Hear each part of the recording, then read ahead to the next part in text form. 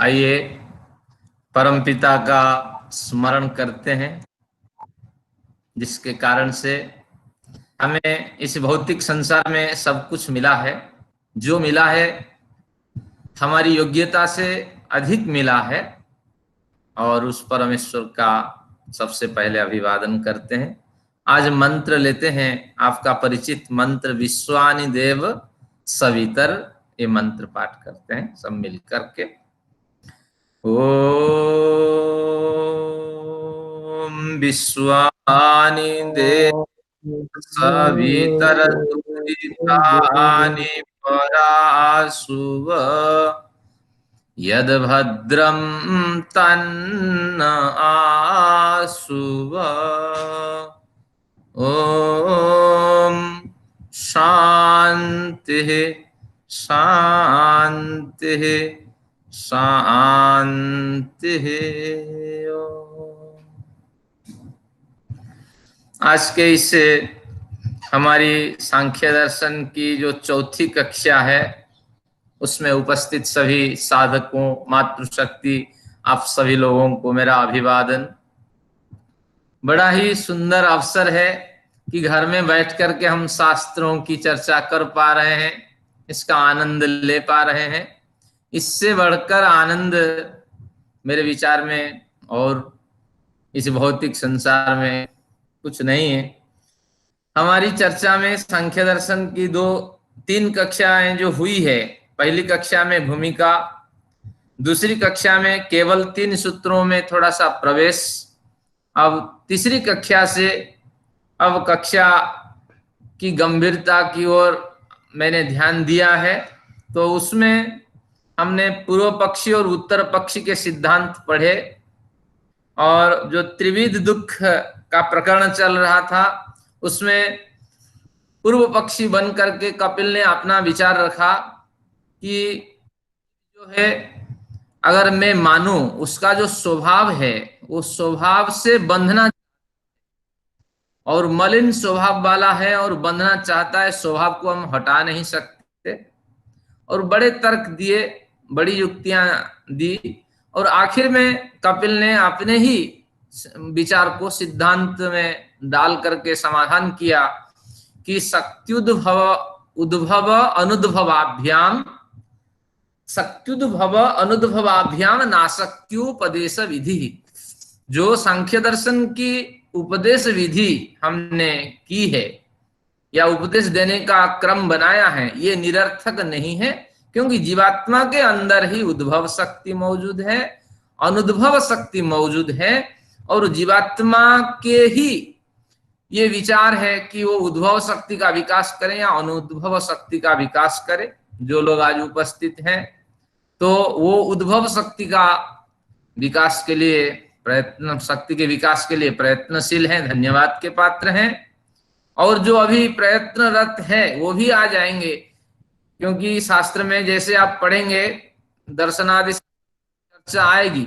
अगर आप सत्संग, स्वाध्याय और आर्ष साहित्य का अध्ययन नहीं कर पाए, अगर तड़पाहट अंदर कहीं ना कहीं होती है, व्यग्रता होती है, शीघ्र जाना, जैन करना है, तो वह भी आपके कर्माशय को, वो तड़पाहट भी कर्माशय को नष्ट करती है।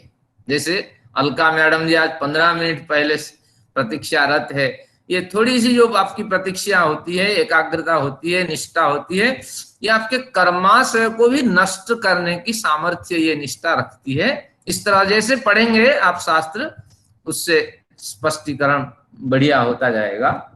तो आज सबसे रोचक प्रकरण भी है, थोड़ा गंभीर है सिद्धांत, लेकिन पूरी एकाग्रता के साथ, पूरे ध्यान के साथ पढ़ेंगे और कठिनाई कुछ नहीं होगी। अगर मैं अध्ययन कराता हूं तो सरल, कठिन विषय भी सरल हो जाता है, ये मान के चलिए, कोई कठिनाई नहीं होगी। आज चर्चा का विषय है कि जीवात्मा बंधता क्यों है। तात्पर्य यह है कि जो पुस्तक में आपको पीडीएफ भेजी गई या उदयवीर जी की जो भी किताब आप खरीदेंगे, उसमें कहीं इस तरह विषय वस्तु का उल्लेख नहीं है। क्यों नहीं है?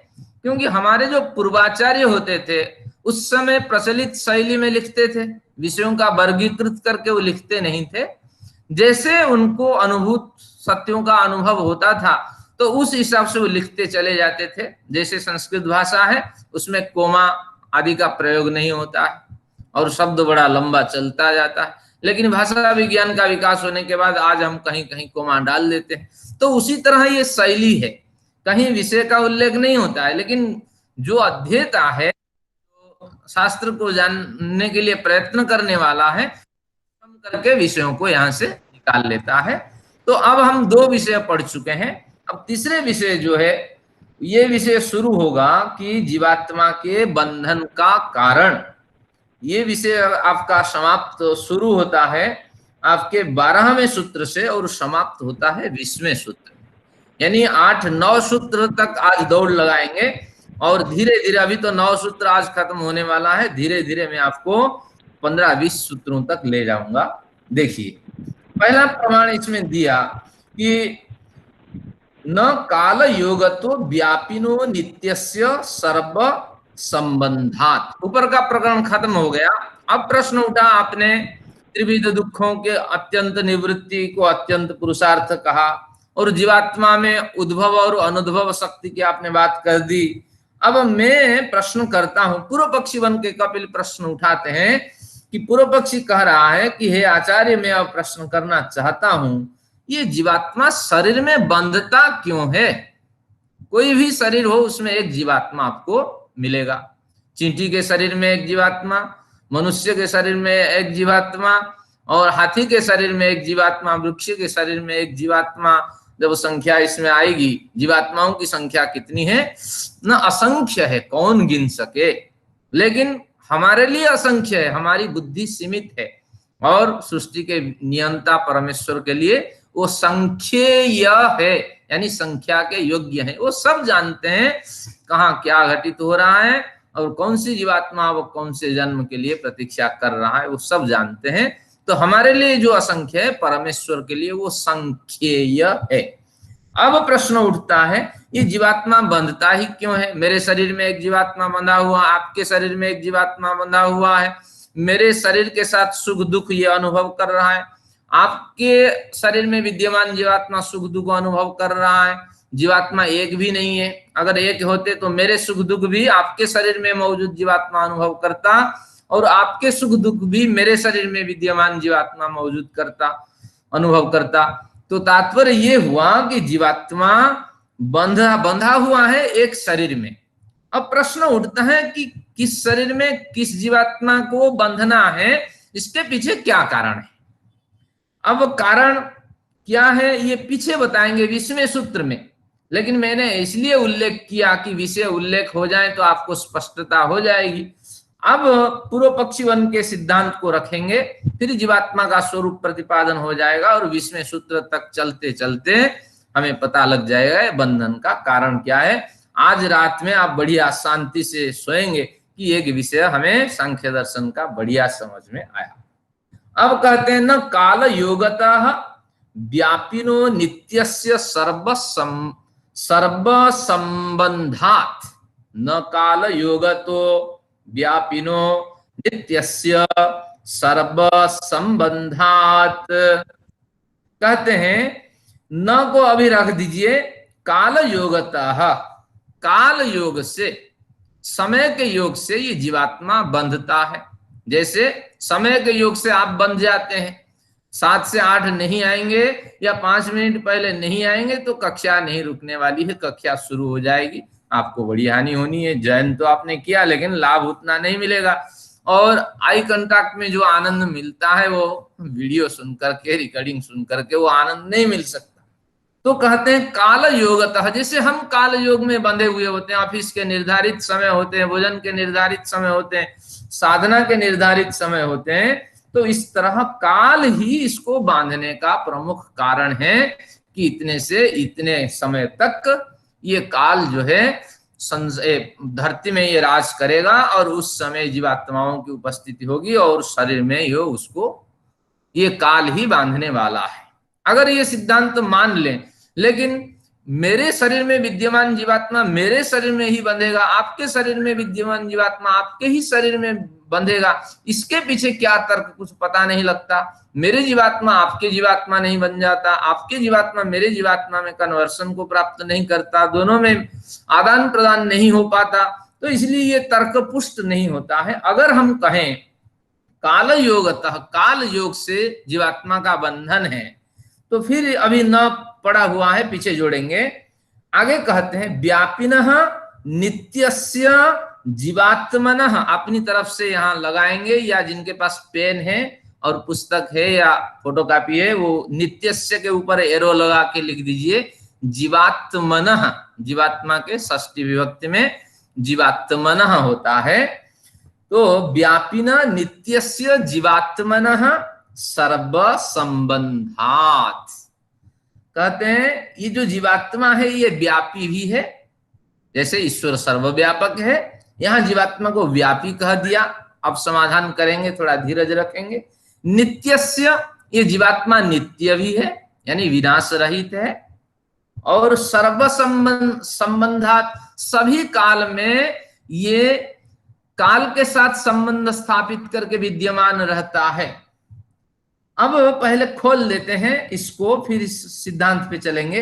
व्यापिनः शब्द का अर्थ क्या है? केवल सर्वव्यापक परमेश्वर हो सकते हैं, जीवात्मा सर्वव्यापी नहीं, वो तो एक देश में रहने वाला है। तो अब व्यापी शब्द का अर्थ, यहां लाक्षणिक अर्थ खींचेंगे कि व्यापी शब्द का अर्थ है गतिशील।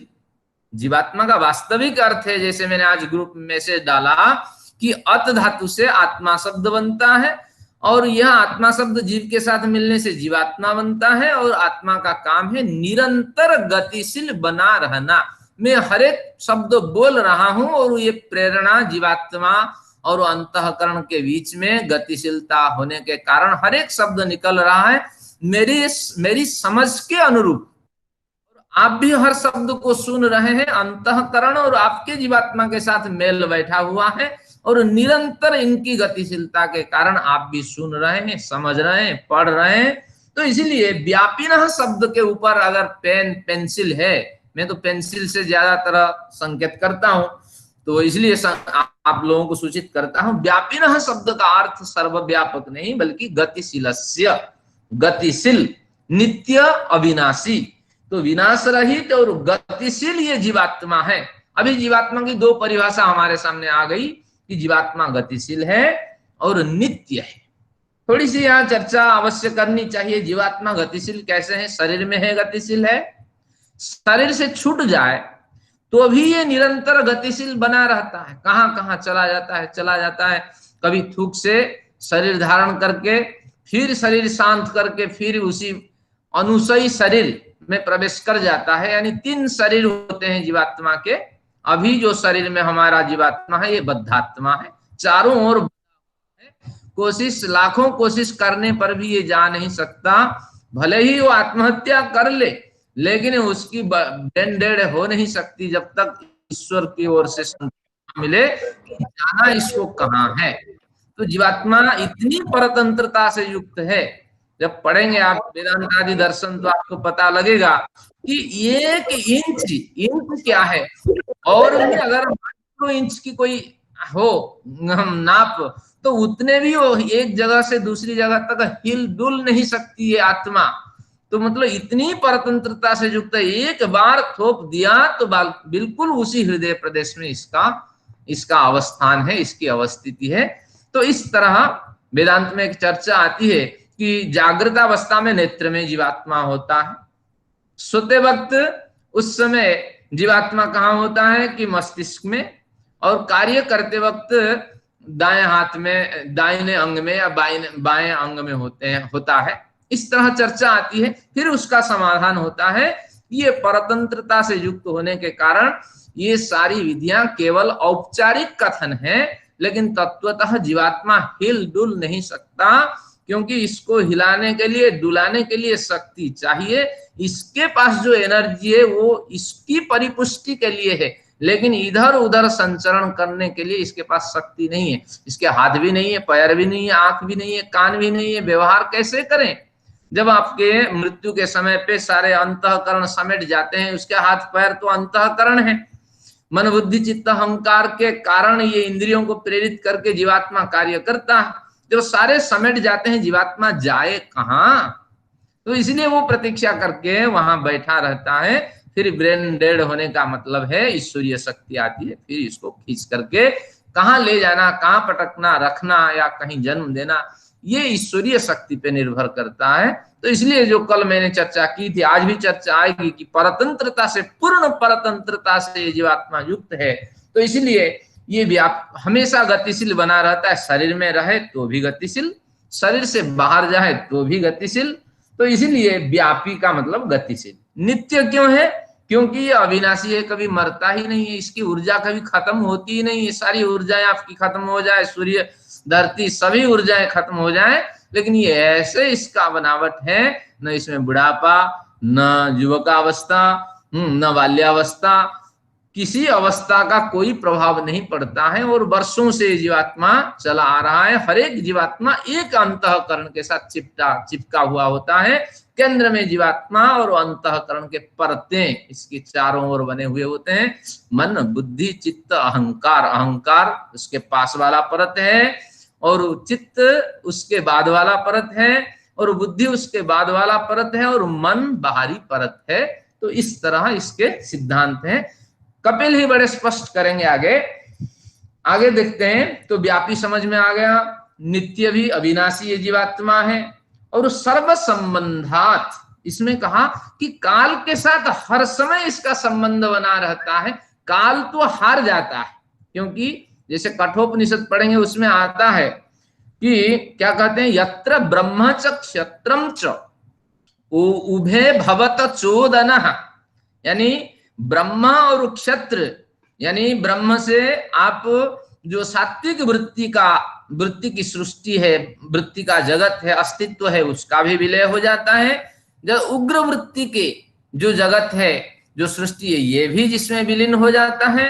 और मृत्यु जस्योपसेचनम, ये काल जहां चटनी बन करके उस परमेश्वर के कार्य में सहायक सिद्ध हो जाता है, तो उस तरह उस परमेश्वर को कौन जानता है, इस प्रश्न कहा गया। काल कैसे चटनी बनता है? तो तात्पर्य ये है कि जब धरती खत्म है, सूर्य खत्म है, उससे पहले हमारा अस्तित्व भी खत्म है, तो फिर ये काल की गिनती कौन करे? काल किसको बदले, किसमें परिणाम लाए? सब अपने सूक्ष्म सत्ता में विलीन होकर के प्रकृति में गर्भित है। और प्रकृति ये जो कार्य जगत है, सभी को समेट करके अपने मूल स्वरूप में विद्यमान है। जब मूल स्वरूप में विद्यमान है, वहां कोई परिवर्तन की आवश्यकता नहीं है, क्योंकि जो मूल प्रकृति है, हम उसको चेतन मानते हैं, नित्य मानते हैं और अनादि मानते हैं। तो उसमें कोई परिवर्तन का गुंजाइश होता नहीं है। सत्व रज तम गुण तीनों साम्यावस्था में विद्यमान होते हैं, तो उस समय काल की कोई वैल्यू नहीं होता है। और काल की गिनती भी बड़ी देर के बाद होती है, जब यहाँ सृष्टि बनती हुई चली जाती है, फिर विद्वान लोग उत्पन्न होते हैं, फिर समझ रखते हैं, इसके बाद काल की कल्पना होती है। इसलिए काल शब्द कलयति इति कालः, कल कल्पना अर्थक धातु है। काल एक काल्पनिक तत्व है। तो ये काल्पनिक तत्व ये व्यापी नित्य जीवात्मा को बांध ही नहीं सकता। भले ही आप समय से बंध जाओ, ऑफिस से बंध जाओ, साधना से बंध जाओ, लेकिन जीवात्मा को बांधने की शक्ति ये जो काल्पनिक काल में है ही नहीं। तो इसलिए ये पहले सूत्र में कपिल ने मां को स्पष्ट करके बता दिया, मां काल तो इस जीवात्मा को बांध नहीं सकता। तो फिर संभवतः मां ने दूसरा प्रकरण किया हो, या कपिल ने अपनी तरफ से एक दूसरा प्रकरण रखा। देखिए अगला सूत्र, आवाज साफ नहीं है, चलिए। न देशयुगतो अप्यस्मात्, न देशयुगतो अप्यस्मात्, न देशयुगतः। अब प्रश्न उठा, न शब्द को रख दीजिए, देशयुगतः अगर कहें देश योग के कारण बंधता है। देखिए पुराण में चर्चा आती है, काश्याम वासः सताम संगः गंगाम्भः शंभु पूजनम। ये संसार में 4 महत्वपूर्ण कार्य आपको करने हैं। पौराणिक शास्त्र के आचार्य कहते हैं। काश्याम वासः, मरना है तो काशी नगरी में मर जाइए, और शिव के नगरी में जो स्मशान भूमि है उसमें अगर आपका दाह संस्कार हो जाए तो आप मुक्ति लोक को पहुंच जाएंगे। ये पौराणिक मान्यता है। काश्याम वासः सताम संगः, सज्जनों की संगति अगर करते हैं तो निश्चित रूप से कल्याण होगा। भले ही समझे न समझे बैठ जाए, थोड़ा सा समय दे दें तो आपका कल्याण होगा। इसमें तो आधा आधा हम हिस्सा ले लेते हैं, पहले में तो निरर्थक है। काश्याम वास सताम संग गंगाम्भ, गंगा का पानी निरंतर पीजिए तो उससे आपका कल्याण हो जाएगा, शरीर स्वस्थ होगा, लेकिन जो त्रिविध दुखों से आपको शांति नहीं मिलेगी। फिर कहा शंभु पूजनम स्वयं भवती इति, शंभु शंकर भगवान के अर्थ में, लेकिन यहाँ अगर ईश्वर ले लें शंभु शब्द से हमें कोई हानि नहीं है। तो इस तरह अगर किसी देश विशेष की महत्ता वर्णित हो तो उसी तरह हम कहें किसी देश में ही जीवात्मा बंधा हुआ होता है, इसी धरती में ही जीवात्मा का बंधन है, या जो मुसलमान देश हैं जो मुर्गे खाते हैं, बकरी खाते हैं, उसी देश के लोग ही बंधन में होते हैं, लेकिन भारत के लोग बंधन में होते नहीं। यहाँ तो गायंती देवा किल भूत कानी धन्यास्तुते भारत भूमि भागे, देवता लोग प्रार्थना करते हैं भारत में हम उत्पन्न हो जाएं, और यहाँ के पवित्र जो यहाँ की मिट्टी है उससे भी हम पवित्रता को प्राप्त कर मुक्ति को प्राप्त अनायास कर जाएंगे। इस तरह कोई तर्क रखें तो जैसे निरर्थक है। तो यहाँ भी अगर जीवात्मा किसी देश विशेष में रहकर ही बंधा हुआ होता है और देश विशेष ही उसको बांध रखता है, छोड़ता ही नहीं है, इसीलिए वो बंधन में पड़ा हुआ है, ऐसा माने तो ये संभव नहीं है। क्यों संभव नहीं है? प्रश्न उठता है कि जीवात्मा की 3 दशाएं मैंने बताई कि पहले बद्धात्मा इस शरीर देश में बंधा हुआ है, अनुसयी आत्मा इस शरीरांतर से दूसरे शरीर की प्राप्ति की जो चक्कर है उसमें वो विद्यमान रहता है, और एक मुक्तात्मा की दशा जिसमें परमेश्वर के सानिध्य में रहता है। तो ये तीनों दशा तो बराबर है, क्योंकि बद्धात्मा के शरीर में किसी पृथ्वी आदि लोक से बंधना है, अनुसयी आत्मा के शरीर में अंतरिक्ष लोक में बंधना है, मुक्तात्मा के स्वरूप में मुक्ति लोक में बंधना है। बंधना तो है, आप जरूर सोचिए प्रश्न कितना जबरदस्त किया गया कि बंधना ही है। मृत्यु और मुक्षीय मां मृता का जरा गंभीरता से सोचिए कि मृत्यु के बंधन से हमें छुड़ा दें, यानी ये मृत्यु के बंधन से हम बंधना नहीं चाहते, भारत में रहना नहीं चाहते, यहाँ पॉलिटिक्स गंदी है और बहुत सारी परेशानियां हैं, और कहा मां अमृता, अमृत में मुझे, अमृत लोक से मुझे पृथक न करें, मैं उसमें रहना चाहता हूं, मुझे अमेरिका आदि देश में छोड़ दीजिए, यूरोप आदि देश में छोड़ दीजिए, जहां बिल्कुल न्यायपूर्ण मानव का अधिकार मिलता है में छोड़ दीजिए।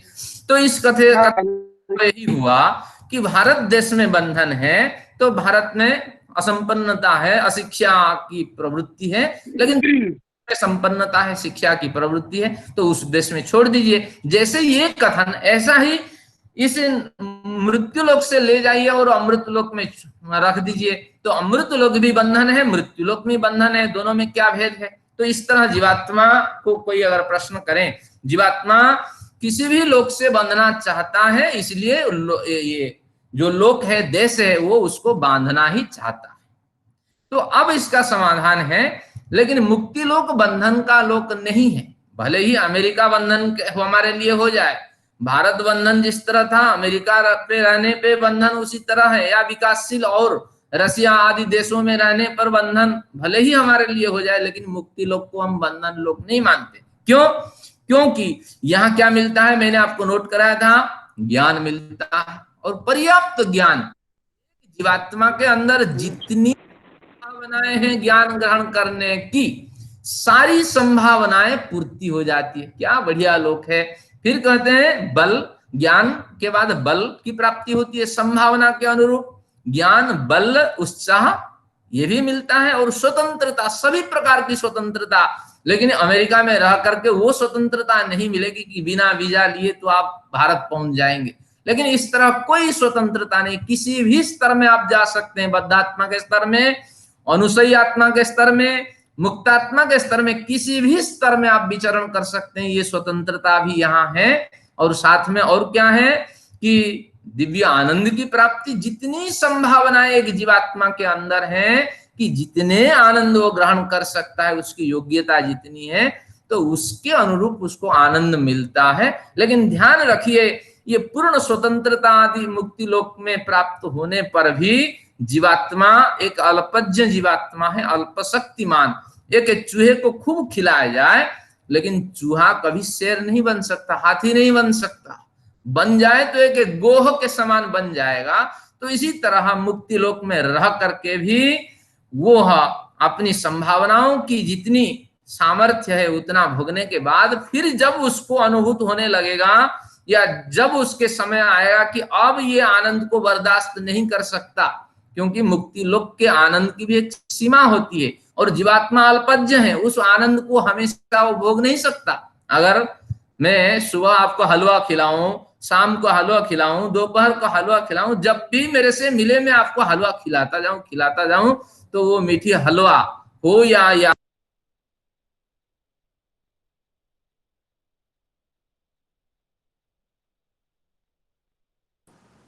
आचार्य जी का म्यूट हो गया है। आचार्य जी म्यूट हो गया आपका। धन्यवाद जी।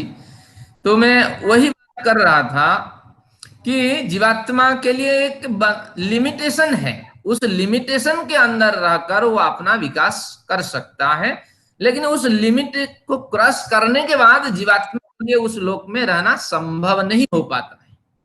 तो इसीलिए जीवात्मा के लिए क्या समस्या होती है कि एक निर्धारित अवधि हमारे शास्त्रकारों ने निर्धारित की है, उस अवधि से पहले पहले ईश्वर उसको वहां से ढकेल देता है, फिर वो अपना जो पुराना शरीर छोड़ के गया था उसी शरीर को फिर प्राप्त होकर के फिर अपनी यातनाएं या विकास जैसे उस शरीर में संस्कार मौजूद है उसको फिर भोगता रहता है।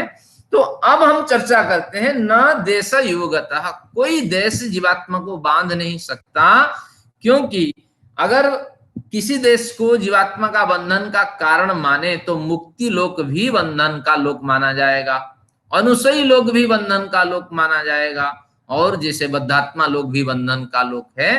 तो इसलिए मुक्ति लोक को कोई बंधन का लोक तो मानता ही नहीं है। हम बड़ी श्रद्धा से कहते हैं मृत्यु और मुक्षीय माम मृतात, मृत्यु लोक से हमें ले लीजिए और अमृत लोक में ऐसे हमें लगाइए कि वर्षों बीतने तक हमें उस लोक से वापस न आना पड़े। इसलिए मुक्ति लोक की प्रशंसा के कारण हम यहाँ नहीं कह सकते कि किसी देश के कारण ही जीवात्मा इस शरीर में बंधा हुआ है, इस तरह हम नहीं कह सकते। तो काल भी बंधन का कारण नहीं, देश भी बंधन का कारण नहीं।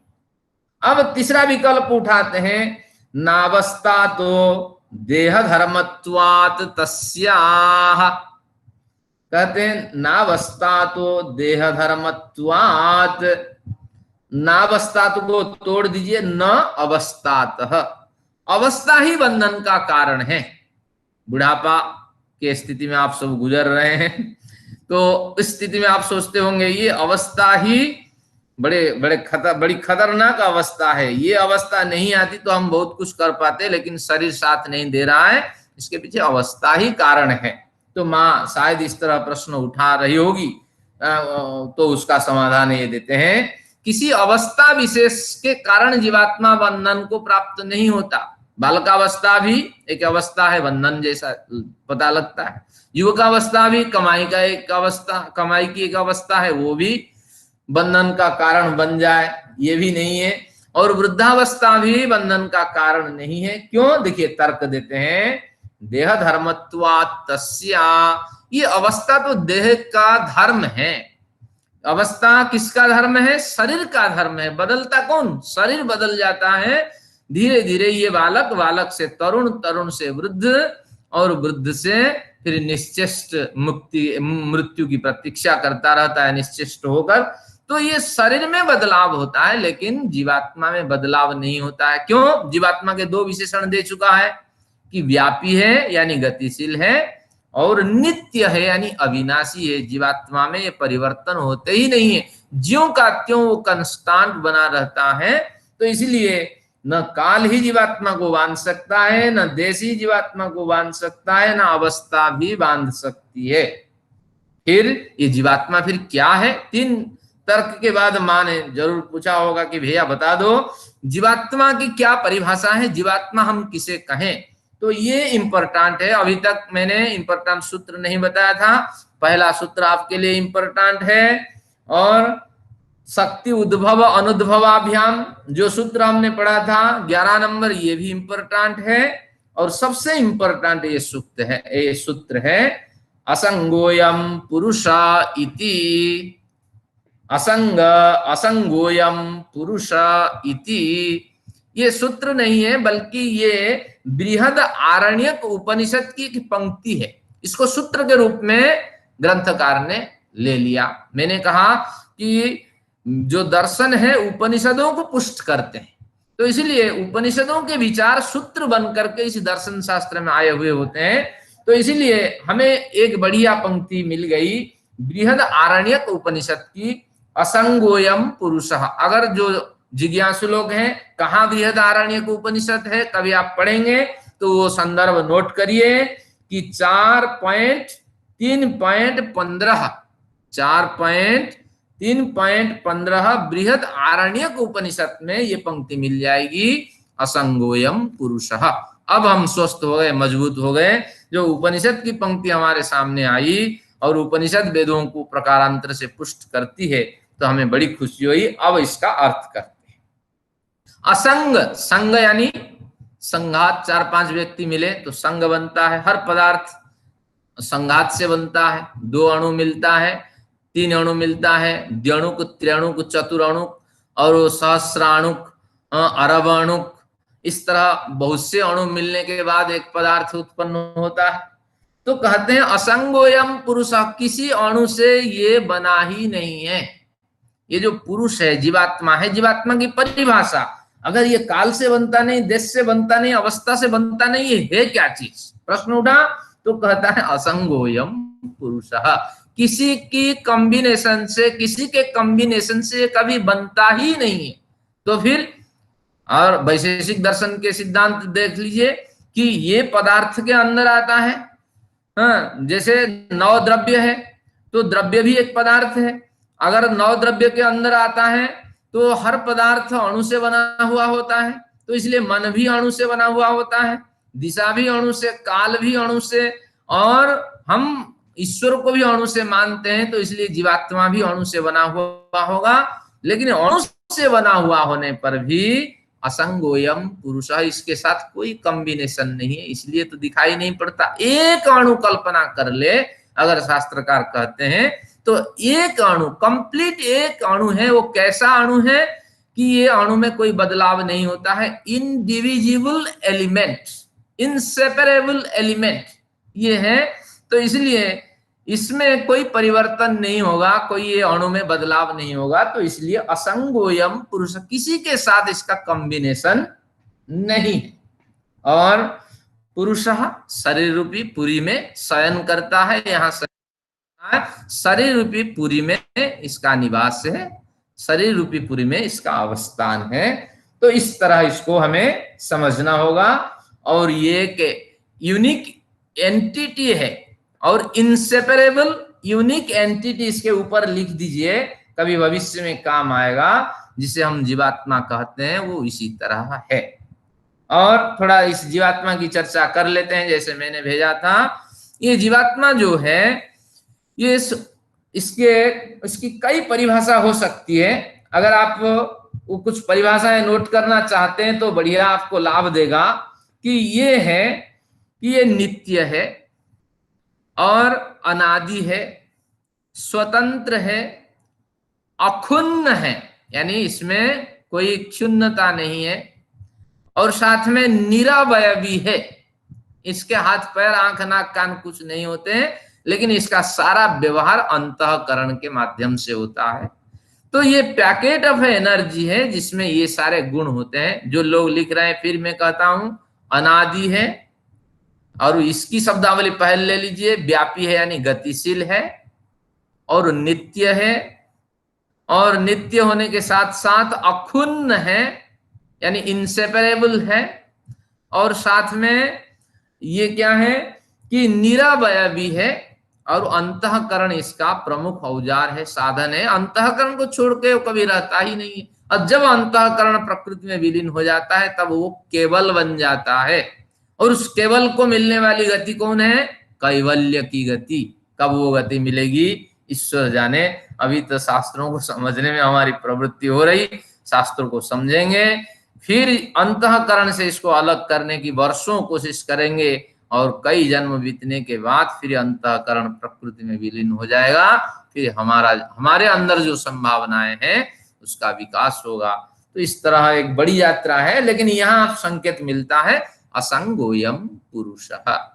यहाँ शंकराचार्य की एक पंक्ति देख लेते हैं। शंकराचार्य ने एक बढ़िया पंक्ति लिखी है। हमारे ग्रुप में रंजना चावला माता जी ने एक बार एक वीडियो भेजी थी, तो उस वीडियो में शंकराचार्य जो मानते हैं ममी वांसः जीवलोके जीवभूतः सनातनः, थोड़ी शास्त्रीय चर्चा यहाँ हो गई कि गीता में एक पंक्ति आती है कि व्यास लिखते हैं कि ममी वांसः, यहाँ कृष्ण को तो हटा दीजिए क्योंकि व्यास का कैरेक्टर कृष्ण है, तो ईश्वर का जो अंश है ममी वांसः जीवलोक, इस जीवलोक में एक अंश है और ईश्वर का वो अंश है। और सनातनः यानी अनादिकाल से ये चल रहा है। मनः सस्तान इंद्रियाणि प्रकृति स्थानी करसति, मन आदि 6 इंद्रियों के साथ मिलकर के और ये प्रकृतिस्थ होकर के इस शरीर को गतिशील बनाता है। अब यहाँ स्पष्ट हो गया उल्लेख कि व्यास के शिष्यों ने बिल्कुल यहाँ चेप दिया व्यास के नाम से कि ईश्वर का एक अंश इस सृष्टि में मौजूद है। लेकिन ध्यान उसने नहीं दिया जो दूसरे पैर लिखा, मनः सस्तानि इंद्रियाणि प्रकृति स्थानी करसति, मन आदि 6 इंद्रियों के साथ मिलकर के प्रकृति स्थानी जन्मानि लोकानि करसति, ये भूल गए। हमारे शरीर के अंदर 3, हमारे जो व्यक्तित्व है इसमें 3 शरीर होते हैं, स्थूल शरीर, सूक्ष्म शरीर, कारण शरीर। और जो सूक्ष्म शरीर होते हैं वो एक शरीर से दूसरे शरीर तक चला जाता है।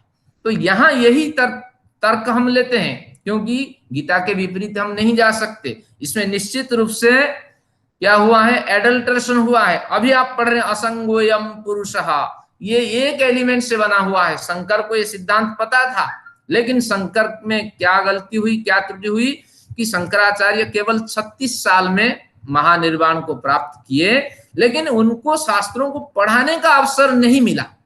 ये सबसे बड़ी कमी रही। एक विद्वान बनने के लिए 30-40 साल अगर विद्वान पढ़ाता है तो समझ लेना चाहिए उसके बात में दम है, उसने कुछ अनुभव किया है। शंकर ने सारे सिद्धांत पढ़े, उस समय प्रचलित मान्यता के हिसाब से ममी वांस जीवलोक को उन्होंने जो समझा सो समझा, लेकिन इसको टटोलने के लिए उनको अवसर नहीं मिला, बड़े लेखन कार्य में व्यस्त रहे।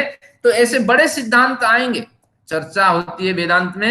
लेकिन पूरा प्रकरण आपके दूसरे अध्याय के, प्रथम अध्याय के दूसरे अन्निक में कि लगभग 30-40 सूत्र तक कहता है जीवात्मा उपास्य नहीं है, जीवात्मा की उपासना तुम मत करो, क्योंकि जीवात्मा के उपासना से मिलना कुछ नहीं, उतना श्रम परमात्मा की उपासना से करो, बहुत बड़ी उपलब्धि होने वाली है। लेकिन शंकर ने उसको अनाकानी कर दिया, जैसे यहाँ अनाकानी किया असंगोयम पुरुष, किसी की कॉम्बिनेशन से बनने वाला पुरुष नहीं है। और ये पंक्ति केवल कपिल की नहीं है, सांख्य दर्शन, ये इसकी पंक्ति है, बृहदारण्यक उपनिषद की है। तो उसी तरह बहुत से सिद्धांत आपको स्पष्ट होंगे। शंकर ने क्या बढ़िया पंक्ति लिखी, देखिए, गाते ही हमें बड़ी एकाग्रता मिलती है। मनोबुद्ध्यहंकार चित्तानि नाहम, इसलिए मैं रख रहा हूं, आप जीवात्मा को समझ चुके हैं।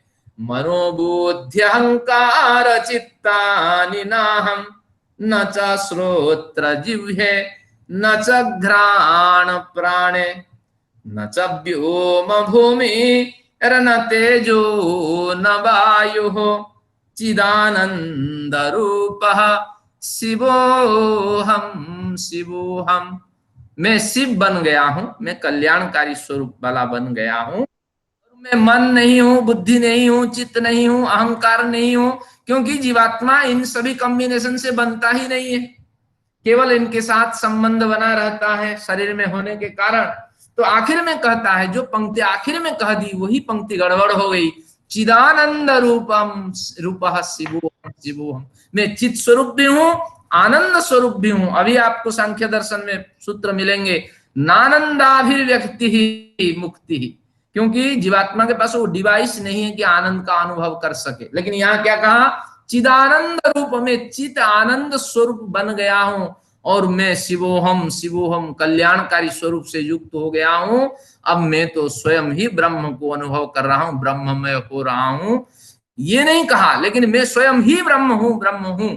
अब हमें शंकराचार्य का भी सम्मान करना है। सिद्धांत के अनुसार इसका अर्थ लगाते हैं, चिदानंद रूप जैसा मैं अनुभव कर रहा हूं। जैसे ऋषि वेद में कहते हैं, अहम इंद्रो न पराजिज्ञे नावतस्थे कदाचन, मैं इंद्र हो गया हूं, मुझे कोई पराजित नहीं कर सकता। यानी मैं इंद्र जैसा हो गया हूं। यानी मेडिटेशन के गहनता से प्रवेश कर यहाँ शंकराचार्य कहना यही चाहते हैं। उनका अभिप्राय तो और कुछ रहा होगा, लेकिन जो हमारी समझ में आ रही है, शंकराचार्य ये कहना चाहते हैं कि मैं ईश्वर बन गया हूं, ईश्वर बन गया हूं। लेकिन यहाँ थोड़ी सी हमें थोड़ा सा परिवर्तन कर देना है। मैं चिदानंद रूप जैसा बन गया हूं। लाखों कोशिश करने के बाद ये एक एलिमेंट जो है, ये संपूर्ण व्यापक ब्रह्म जैसा बन नहीं सकता। अभी आप पढ़ेंगे शंकर के सिद्धांत में क्या त्रुटि हुई कि शंकर ने कहा ब्रह्म भी एक एलिमेंट से बना हुआ है, लेकिन वो सर्वव्यापक है। उस एलिमेंट के ऊपर परत में जैसे हमारे यहाँ जंग लग जाता है, तो ऐसे कुछ समय में परिवर्तन अविद्या के कारण होता है। वो पार्ट टूट टूट करके जीवात्मा बनते हैं, लेकिन जैसे उनको अनुभव होने लगता है क्या अविद्या के कारण हम जीवात्मा बने हैं, धीरे धीरे चिदानंद रूपम शिवोहम शिवोहम में कन्वर्ट हो जाता है। तो वो परिवर्तित हो जाते हैं, ब्रह्ममय हो जाते हैं। यहां त्रुटि ये हुई जिसे हम अखंड मानते हैं, जिसकी टुकड़ा नहीं कर सकते हैं, जो इंडिविजिबल है। तो उसमें अगर कलंक लग जाए तो आपकी अविद्या महत्वपूर्ण है, आपका ब्रह्म महत्वपूर्ण है। जिस ब्रह्म की आप उपासना करते हैं उनमें भी अगर अविद्या लग जाए तो सिद्धांत तो बिल्कुल गलत हो गया। तो ऐसे ब्रह्म जो अविद्या से कभी युक्त हो जाता है, कभी अविद्या से रहित हो जाता है, तो उसकी क्या उपासना करें। तो इसीलिए त्रुटि कहाँ हुई, शंकर के ग्रंथों में आदि वो सिद्धांत के प्रस्तोता है, महत्वपूर्ण सिद्धांत है। उनके सिद्धांत के हिसाब से इस मंत्र को हम पाठ करें। लेकिन चिदानंद रूप की जगह हमें हमेशा ध्यान रखना, चिदानंद रूप इब, मन में ये भावना रखना, शिवोहम शिवोहम। तब इस श्लोक का बड़ा आनंद आएगा कि मेडिटेशन की गहराई में जाने पर इस तरह मैं ब्रह्म जैसा अनुभव कर रहा हूं अपने को, इस तरह एक दिव्य अनुभूति होने लगेगी। बहुत से सिद्धांत अभी स्पष्ट होंगे और बड़ी खुशी होगी आपको। मैंने तो केवल असंगोयम पुरुष इतना स्पष्ट किया, और हमारे टारगेट के हिसाब से मैं आगे बढ़ता हूं। इसी को यहीं रोकते हैं, क्योंकि बड़े प्रकरण आएंगे जीवात्मा के। न कर्मणा अन्य धर्मत्वादति प्रसक्ते, न कर्मणान्य धर्मत्वादति प्रसक्ते। इसको तोड़ दीजिए, न को रख दीजिए, कर्मणा अलग कर दीजिए, अन्य धर्मत्वात् अति प्रसक्ते इसको तोड़ दीजिए। तो कहते हैं कर्म के कारण अभी जीवात्मा की परिभाषा हो गई। अब फिर चर्चा उठने लगी, या फिर पूर्व पक्षी हमला किया, या माता ने फिर प्रश्न रखा, कर्मणा बंधा इति चेत, कर्म के कारण, अरे सुख दुख पाप पुण्य कर्म हमारे साथ होते हैं, तो पाप पुण्य मिश्रित जब कर्म होंगे वही तो बंधन में डालता है। तो इतनी परेशानी क्या है, काल को क्यों मानते हो, देश को क्यों मानते हो, और क्या है कि काल देश और अवस्था अगर न हुए, ये सिद्धांत हार गए, ये सिद्धांत उपेक्षित हो गए, कोई बात नहीं, कर्म ही बंधन का कारण है। कहते हैं न, कर्म भी बंधन का कारण नहीं है। क्यों, अन्य धर्मत्वात्। यह सिद्धांत आपको, ये शास्त्रीय सिद्धांत हमेशा याद रखनी है। ये जो सूत्र महत्वपूर्ण है, यहां भी आप लेफ्ट हैंड साइड पे मार्जिन डालिए, इंपॉर्टेंट लिखिए, अन्य धर्मत्वात् अति प्रसक्तेश्च। कर्म दूसरा कोई करता, जीवात्मा कर्म नहीं करता। आगे प्रश्न आएगा, सूत्र आएगा, अकर्तायम पुरुषः, यह पुरुष कोई काम करता ही नहीं है। तो इसलिए बंधन का कारण ये पुरुष ही नहीं है। तो आश्चर्य की बात है, पुरुष कार्य नहीं करता, करता कौन है। कहते हैं अन्य धर्मत्वात्, इस शरीर के अंदर और कोई है, वो कार्य करता। योग दर्शन को उठाइए, वो योग दर्शन कहता है पुरुष जैसे जैसे विचार मन में उठाता है और अंतःकरण अदृश्य होने के कारण, निराकार स्वरूप वाला होने के कारण, उस निराकार स्वरूप एलिमेंट के साथ जीवात्मा संपर्क स्थापित करता।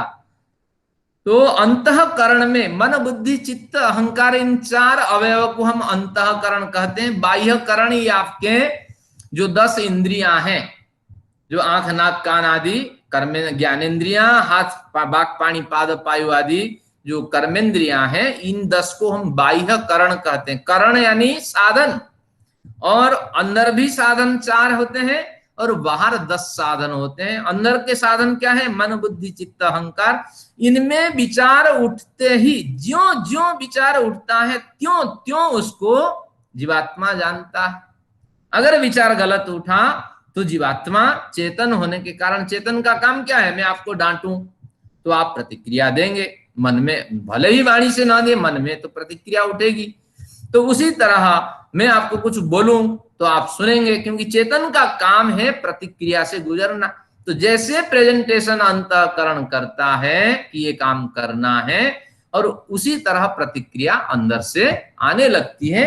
तो इसीलिए अच्छे कर्म अगर हैं तो अच्छे अंतःकरण के विचार से, अगर आपकी जो स्मृति है, पवित्र स्मृति है, कर्मा से आपके पिछले जन्म के अच्छे हैं, वो कहाँ होते हैं? सब अंतःकरण में। जीवात्मा कुछ नहीं लेता है और जीवात्मा का कोई इसमें स्थान नहीं है, क्योंकि आगे देखेंगे 19वें सूत्र में कहेगा जीवात्मा नित्य है, शुद्ध है, बुद्ध है, मुक्त है।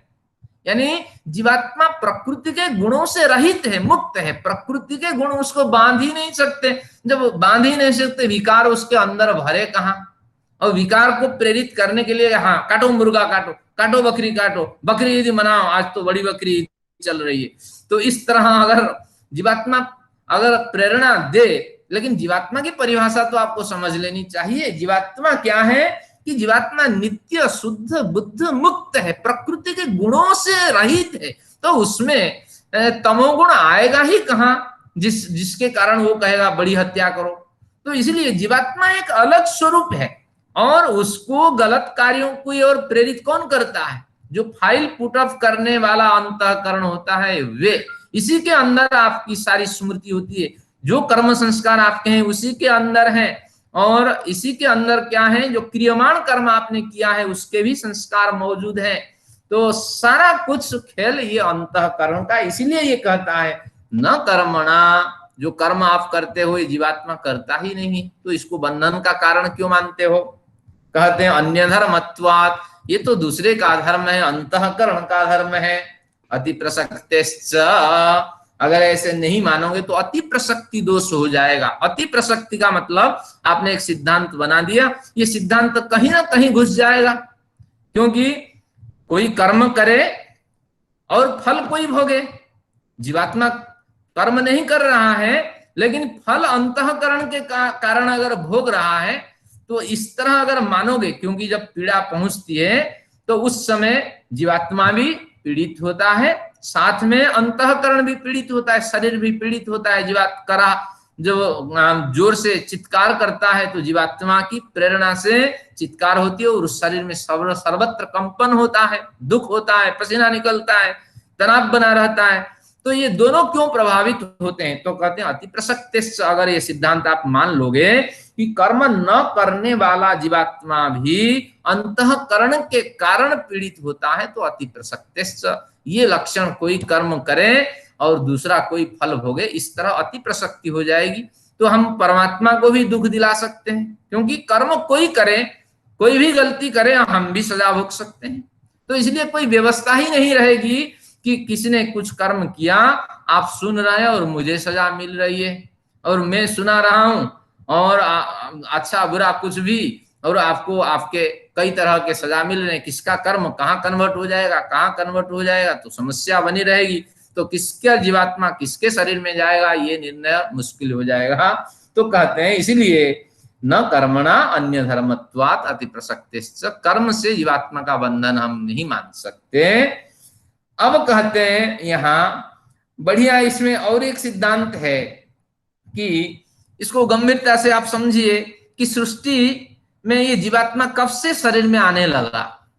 प्रश्न उठा न। जीवात्मा ये दो तरह के अनादि होते हैं, एक प्रवाह से अनादि, एक स्वभाव से अनादि। तो जीवात्मा स्वभाव से भी अनादि है, प्रवाह से भी अनादि है। स्वभाव यानी उसका स्वभाव ही अविनाशी बना रहना, और एक बड़े लंबे समय से ये चल रहे हैं, इसका कोई आंकड़ा नहीं है। बीजांकुरण न्याय, पहले बीज है या पहले पेड़ है, पहले वृक्ष है या पहले बीज है, इस तरह चलते जाइए, जैसे कोई निष्कर्ष नहीं निकलेगा। तो जीवात्मा शरीर को कब प्राप्त हुआ वो कोई नहीं कह सकता।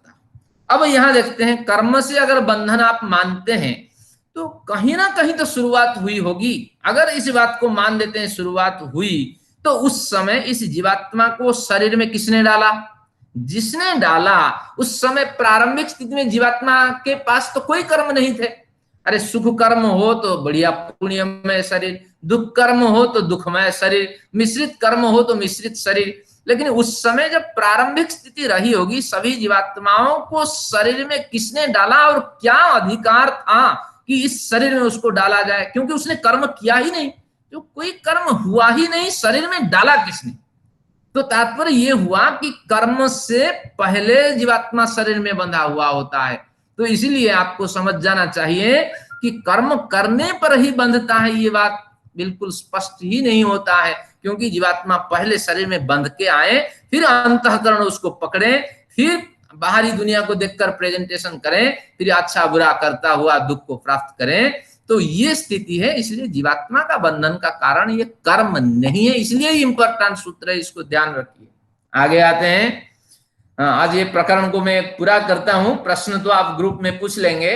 अब ग्रुप को खोल लेते हैं, क्योंकि बहुत से 180 लोग हैं, एक एक आए उत्तर, तो एक मैसेज से हम हर बार चौंकते हैं, तो इसलिए इसको बंद कर रखे हैं, किसी प्रयोजन है। अब आपको खोल देते हैं, आज ये प्रसंग उठा प्रकरण पूरा करते हैं। देखिए, विचित्र भोगानुपपत्ति रण्य धर्मत्वे, विचित्र भोगानुपपत्ति रण्य धर्मत्वे। अगर आप मान लें कि कर्म कोई करे और फल कोई भोगे, तो जीवात्मा को जो विचित्र भोग मिलता है, तो विचित्र भोग अनुपपत्ति, तो उस विचित्र फलाने व्यक्ति को ये भोग मिलेगा। हमारे मैडम जी, आज तीखा मैडम जी हैं, प्रवेश मैडम जी हैं, तो इनके घर में आज पनीर पकोड़े बनेंगे। तो ये जो विचित्र भोग की उपस्थिति है, और हमारे घर आज सूखी रोटी बनेगी, तो इन दोनों में जो विचित्र भोग है, विविध भोग है, इस भोग की उपपत्ति नहीं होगी। क्या प्रयोजन है कि उनके घर में पनीर पकोड़े बनेंगे, हमारे घर में सूखी रोटी बनेगी? ये कोई व्यवस्था बन ही नहीं सकती। हम ईश्वर को भी पकड़ करके लाएंगे, भैया हम कर्म करते हैं, तुम सजा भोगो, हमारे खाना बनाओ, बर्तन साफ करो, क्योंकि किसी का फल भी किसी को मिल सकता है। हम बड़े साधु संत महात्मा को भी अपना फल दे सकते हैं। तो इस तरह विचित्र भोगों की अनुपपत्ति हो जाएगी। अनुपपत्ति यानी वास्तविक समझ से परे। अनुपपत्ति, उपपत्ति ज्ञान को कहते हैं, अनुपपत्ति अज्ञानता की स्थिति में ये विचित्र भोगों की उपपत्ति होगी, उपलब्धि होगी। तो क्यों? अन्य धर्मत्व, क्योंकि आपने मान रखा है कि दूसरे का धर्म भी दूसरा उपभोग करता है। अंतःकरण का धर्म से पीड़ित जीवात्मा रहता है, तो इसलिए अंतःकरण कष्ट करे और जीवात्मा फल को भोगे। तो फिर कहते हैं, आगे देखिए, प्रकृति निबंधनाच्यन्न, कहते हैं भैया इतनी क्यों समस्या में गुजरते हो? ये प्रकृति ही बांध रखती है, क्योंकि भोग जब उपलब्ध कराती है, जब मेरे पास 50,000 1,00,000 रुपए कोई देने आया, तो मैं ही उसको बटोरना चाहूंगा ना, क्योंकि मुझे दिखाई पड़ रहा है कि ये भोग से मैं बढ़िया जीवन जी सकता हूं। तो इसलिए प्रकृति जब भोग उपलब्ध कराती है, तो इसलिए ये प्रकृति हमें बांध देती है। तो कहते हैं चेन्ना, क्योंकि ये प्रकृति अगर बंधन का कारण है, आप कहते हैं मैं नहीं मानता, क्योंकि पारतंत्रियम, प्रकृति में परतंत्रता है। अरे प्रकृति तो जड़ प्रकृति है ना, शरीर में केवल जीवात्मा को छोड़कर 99% जो अंश है ये प्रकृति से बना हुआ, जीवात्मा 1% है इसमें। तो इसलिए सृष्टि और सारा शरीर का 99% प्रकृतिमय है। तो इसलिए परतंत्रता से युक्त है, चेतन ही इसको पहुंचाता है, चेतन ही ईश्वर के की व्यवस्था के अनुसार ये निर्धारित होता है कि आज राज मैडम जी के, प्रवेश मैडम जी के यहाँ पनीर पकोड़े की व्यवस्था बनाई जाए। मेरे घर में सूखी रोटी बनाई जाए। क्यों? ये कर्माशय की व्यवस्था चेतन परमेश्वर की व्यवस्था के अनुसार ये इस तरह निर्धारित होता है। प्रकृति अपने आप भोग नहीं देती है। देखिए मार्केट में कितने आम मिलते हैं, मिलते सब किसको है? जिसने कमाया है, पूर्व जन्म का प्रारब्ध जिसका बलिष्ठ है वही है।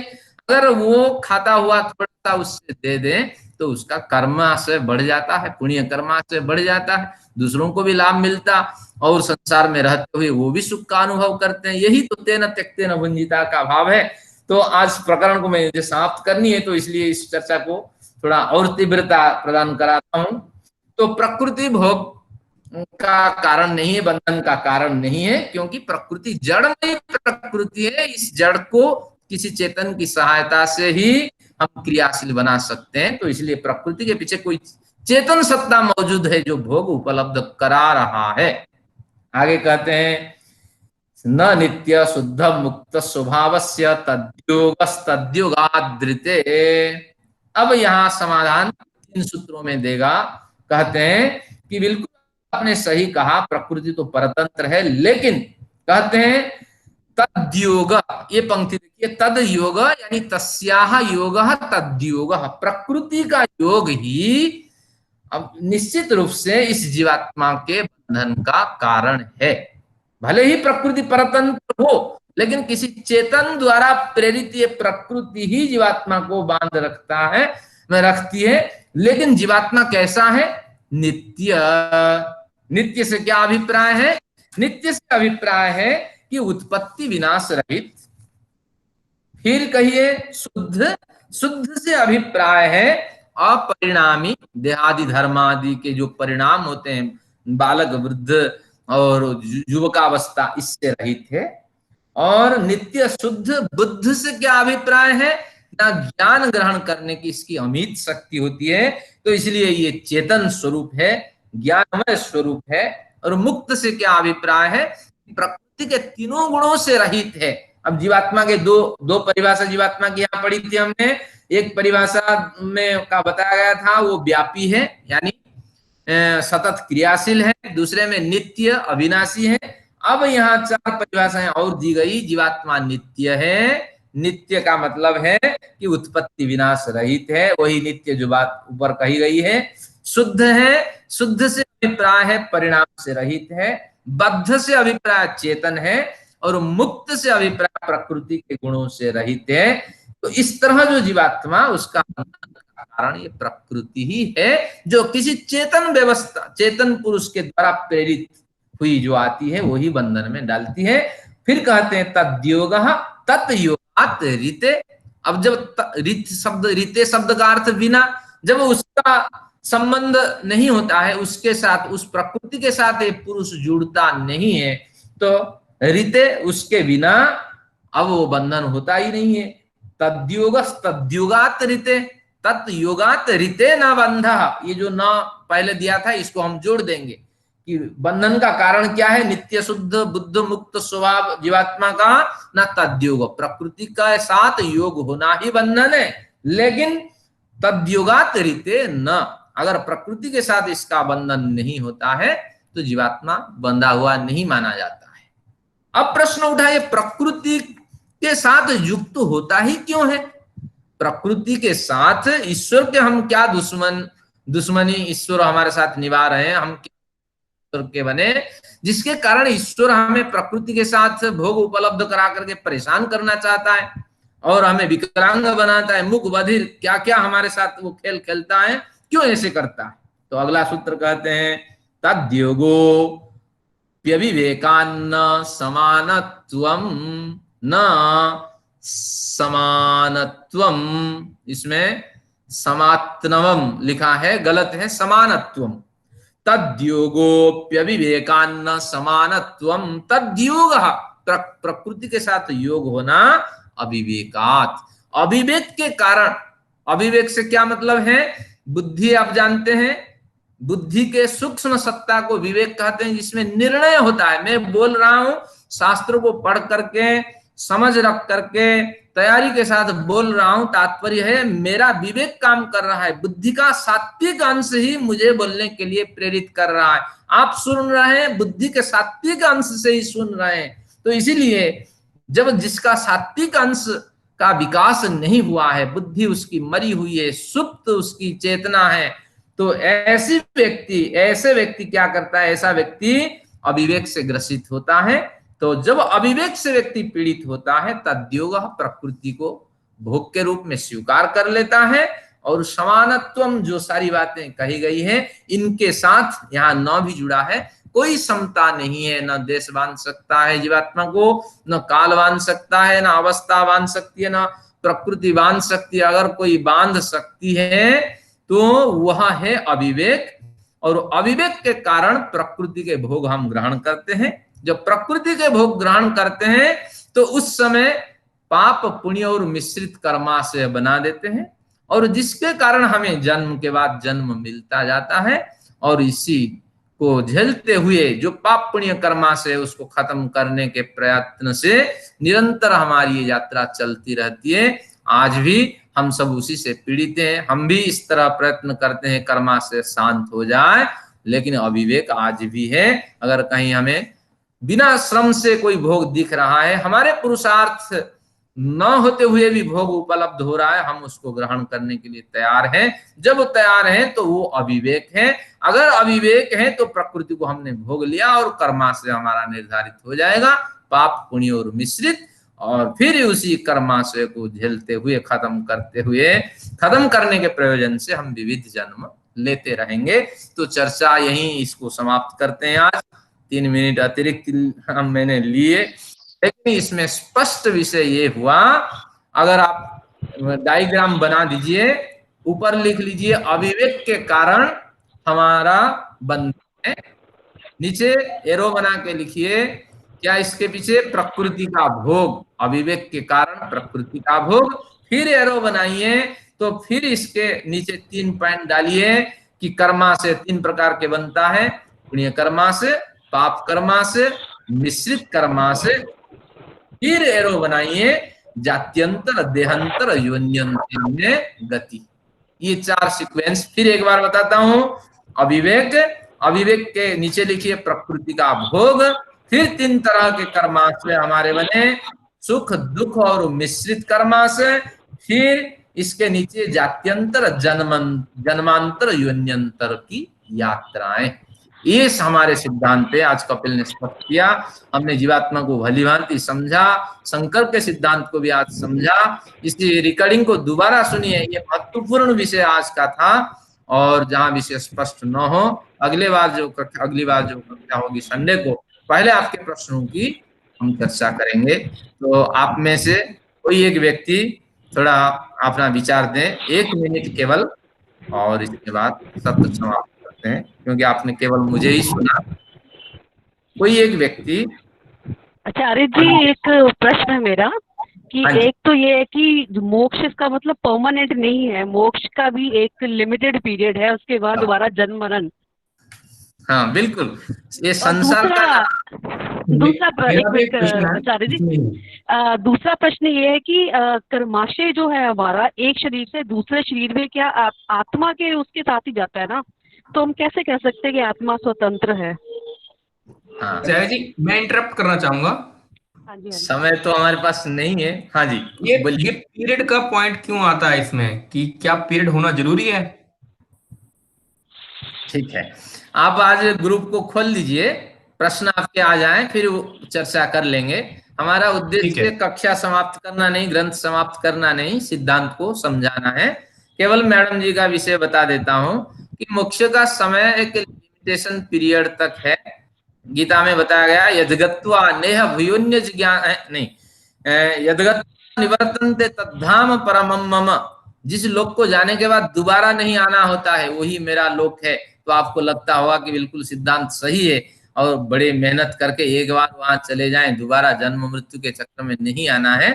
सांख्य शास्त्र कहेगा कि ये अविवेकों को प्रेरित करने के लिए ये लालच दिया जाता है। यही शास्त्र कहेगा कि इसके पीछे तर्क यही है, क्योंकि अविवेकों की प्रवृत्ति ही नहीं होगी, एक के साथ एक फ्री। जब ये फ्री सेल होगी तो लोग जाएंगे और जो व्यापारी है उसको लूटेंगे। तो उस तरह ये शास्त्र की शैली है कि मुक्ति लोग जाने के बाद वापस आना होता है। अगर हम सारे वहीं चल के रह जाएंगे तो फिर सृष्टि कैसे चलेगी? सृष्टि के पीछे जगत शब्द रखा है। जगत का मतलब है जगल गतौ, निरंतर ये सृष्टि गतिशील रहती है, ये जगत गतिशील रहता है। संसार का मतलब जो निरंतर सरकता रहता है, तो गति ही यहाँ प्रमुखता है। मुक्ति लोक की एक छोटी अवधि है, और जो भी निर्धारित अवधि है वो हमारे लिए बड़ी है, उसको व्यतीत करके हम वापस आते हैं। तो आज की चर्चा यहीं रखते हैं। और नहीं आचार्य जी, वो कर्माशय के जो मैंने पूछा था, कैसे हमारे संस्कार अगले उसमें ट्रांसफर होते हैं? आप ग्रुप में मैसेज छोड़ दीजिए, क्योंकि आप ठीक समय है। नहीं है हमारे ग्रुप पास। खोल दिया आचार्य जी, ग्रुप खोल दिया। हाँ, बिल्कुल। ठीक है, तो थैंक यू। उस ग्रुप में मैसेज छोड़ दीजिए, फिर संडे को सबसे पहले आ जाइए, हर एक प्रश्न की चर्चा करेंगे। तो आप सभी लोगों ने एकाग्रता के साथ बड़ा गंभीर विषय को सुना, आप सभी लोगों के लिए मैं आभार व्यक्त करता हूँ।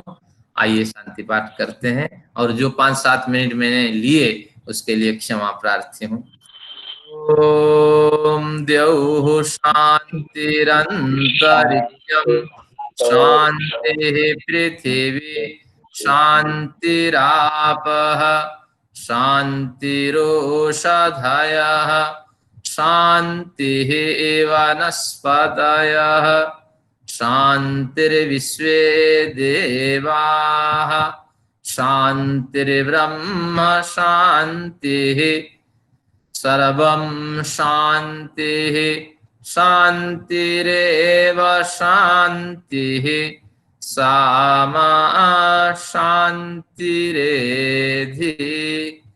ओम शान्तिः शान्तिः शान्तिः। ओम। वैदिक अभिवादन आप सभी लोगों को सब नमस्ते। हे ईश्वर, हमारे जो आप शांत करें, आपसे ही प्रार्थना है।